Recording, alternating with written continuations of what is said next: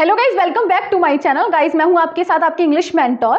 Guys मैंने previous video में आप लोगों को फॉर्मेट बताया था फॉर्मल इन्विटेशन का, ठीक है, यानी कि हमारे इन्विटेशन कितने प्रकार के होते हैं, kinds of invitation and how we draft it, और हम इसको कैसे लिख सकते हैं, ठीक है। तो मैंने आपको उसमें ये भी बताया था कि जो हमारे फॉर्मल लेटर होते हैं वो 2 टाइप्स के होते हैं, ठीक है, उसको भी 2 पार्ट्स में कैटेगराइज किया गया है। एक तो मैंने बताया था कि आप लोगों को अगर किसी की वेडिंग है, ठीक है, वेडिंग सेरेमनी है, एंगेजमेंट सेरेमनी है, किसी का बर्थडे है, तब हम उसको इन्विटेशन देते हैं, ठीक है, यानी कि तब आपको जो इन्विटेशन कार्ड जो बनाना पड़ता है वो किसमें बनाना पड़ता है, बल्क में बनाना पड़ता है। Bulk in the sense collection में बनाना पड़ता है, जहां पर आपको कार्ड को बहुत लोगों को, अपने रिलेटिव्स को, अपने फ्रेंड्स को, ठीक है, इन सारे कलीग्स को आपको डिस्ट्रीब्यूट करने होते हैं, ठीक है, on the occasion of wedding ceremony, ring ceremony, ठीक है, और बर्थडे सेरेमनी। इन सारी चीजों पर आपको जो वो कार्ड्स बनाए जाते हैं वो मैंने कार्ड आपको ड्राफ्ट करना सिखाया था। मैंने ये भी बताया था कि you have to make a practice, आप लोगों को प्रैक्टिस भी करनी है उसकी कार्ड बनाने की। आई होप कि आप लोगों ने की होगी, और आई होप ऑल्सो कि आप लोगों को वो कार्ड समझ में आया भी होगा, इसका फॉर्मेट कैसे हम उसको ड्राफ्ट करते हैं, ठीक है।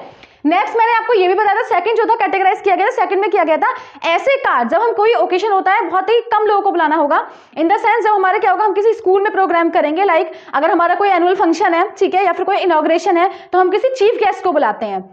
तो उनके लिए जो हमें लेटर देना पड़ता है, जो इनविटेशन देना पड़ता है, वो एक लेटर की तरह देना पड़ता है, उसको पूरा प्रॉपर फॉर्मेट में देना पड़ता है। अब वो जो इनविटेशन कार्ड होते हैं वो बहुत सिलेक्टिव है, वो थोड़ा क्वांटिटी में बनाए जाते हैं, ठीक है, एक तो बल्क में बनाए जाते हैं और एक हमारे बहुत लेस नंबर में बनाए जाते हैं, ठीक है। तो आज हम सीखेंगे जो फॉर्मेट इन्विटेशन कार्ड जिसे हम देंगे किसे, जैसे हमारा कोई इनॉग्रेशन हुआ, ठीक है, या फिर कोई हमारे स्कूल में कोई फंक्शन हुआ, एनुअल फंक्शन हुआ, फेयरवेल पार्टी हुई, हम किसी चीफ गेस्ट को बुलाना चाहते हैं, या फिर हमें किसी कमिश्नर को, प्रिंसिपल को अपना इन्विटेशन कार्ड देना है, तो हम कैसे लिखेंगे, यानी कि हमें जो कार्ड देना है ऑफिशियली किसी को देना है, तो हम उसको कार्ड को कैसे ड्राफ्ट करेंगे, कैसे लिखेंगे, ठीक है। तो इसका फॉर्मेट हम सीखेंगे। आई होप इतनी बात आपको क्लियर हुई होगी, और जो मैंने प्रीवियस वीडियो में बताया था वो भी बात आपको क्लियर हुई होगी, ठीक है। देखिए गाइस, सबसे पहले हमें क्या करना पड़ेगा, इसका फॉर्मेट में सबसे पहले हमें सेंडर्स एड्रेस लिखना है, ठीक है। सेंडर्स एड्रेस यानी कि हम क्या कर रहे हैं, जो भेजने वाला है, जो हमारा क्या है, एड्रेस है। सेंडर्स एड्रेस का मतलब यानी कि जो हम जो लिख रहे हैं, अपना एड्रेस हमें लिखना पड़ेगा। किसका एड्रेस लिखना पड़ेगा, अपना एड्रेस लिखना, सॉरी हाँ, अपना इसको एड्रेस लिखना है। क्या करना है, अपना एड्रेस यहाँ पे लिखेंगे जो हम लिख रहे हैं, ठीक है, जो हमारा लेटर लिखिए, जो लेटर भेजने वाला है उसका हम एड्रेस डालेंगे। Then we have to mention date, उसके बाद हमें डेट लिखनी है। Then receiver's address, receiver's address होगा जो हम जिसको भी लिख रहे हैं, जैसे कमिश्नर को लिख रहे हैं तो कमिश्नर का एड्रेस लिखेंगे, प्रिंसिपल को लिख रहे हैं, प्रिंसिपल रिसीव कर रहा है लेटर, तो हम क्या करेंगे, प्रिंसिपल का एड्रेस डालेंगे, ठीक है। नेक्स्ट हमें डालना है सब्जेक्ट, ठीक है। सब्जेक्ट में क्या करना है, मैंने बताया था कि ये जो लेटर है, जो इन्विटेशन है, वो हमें किसको लिख रहे हैं, यानी कि हमें to invite as a chief guest, chief guest के लिए इनवाइट कर रहे हैं, तो उसके लिए हमारा जो हो गया सब्जेक्ट हो गया, ठीक है, यानी कि to invite as a chief guest, chief guest की तरह हम आपको इनवाइट कर रहे हैं। उसके बाद हमें लिखना है सैल्यूटेशन। सैल्यूटेशन में क्या होता है, डियर सर और डियर मैम, जो भी आपके क्या होंगे, डियर सर या डियर मैम होंगी, वो आपको मेंशन करना पड़ेगा, राइट, ये हमारा सैल्यूटेशन होता है, ठीक है।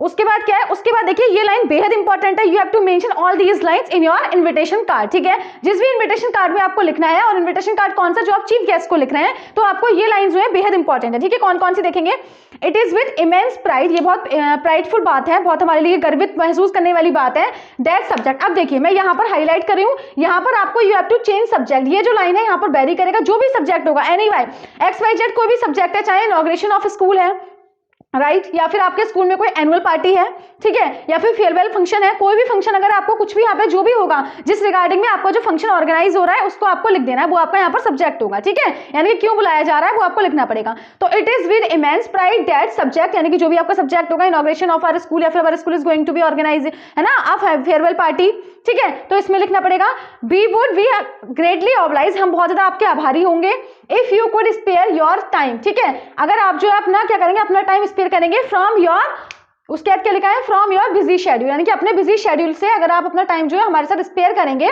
ठीक है, तो हम आपके बहुत ही ज्यादा ऑब्लाइज होंगे, बहुत ज्यादा आभारी रहेंगे। नेक्स्ट आपको लिखना है kindly confirm your availability at the earliest, ठीक है, अपनी जो अवेलेबिलिटी है, यानी कि जो अपनी प्रेजेंस है, तो जल्दी से जल्दी क्या कर दीजिएगा, कंफर्म कर दीजिएगा, ठीक है। उसके बाद आप लोग को ईमेल भी मेंशन करनी है, यहाँ पे ईमेल भी डाल देंगे, अपना कोई भी ईमेल डाल देंगे, ठीक है, क्योंकि ईमेल पर ही हमारा जो है रिप्लाई आएगा। उसके बाद योर सिंसियरली। तो आई होप आप लोगों को ये जो इन्विटेशन का फॉर्मेट है ये समझ में आया होगा, कोई भी इसके अंदर ऐसे पैनिक होने की जरूरत नहीं है। अगेन मैं दोबारा कह रही हूँ कि आप लोगों को ये जो लाइन है, ये लाइन्स जो है, मैंने हर चीजों की लाइन्स बताई हुई है, वो lines you have to learn, आप उनको लर्न कर लेंगे, कहीं भी मार्क्स नहीं कटेंगे, क्योंकि इनके जैसे कि आपके इन्विटेशन कार्ड हो गया, लेटर हो गया, इन सारी चीजों की क्या है, स्टेप मार्किंग है। तो आप अगर एक एक लाइन को अच्छे से लिखेंगे, जो डिट्टो उसको लर्न कर लेंगे, तो आपके मार्क्स कहीं नहीं कटने वाले हैं, ठीक है। और आप प्रैक्टिस डेली करेंगे, जैसे कि मैंने आज आपको इन्विटेशन सिखाया, तो अब इसका इन्विटेशन लिखने की कोशिश करेंगे, ठीक है।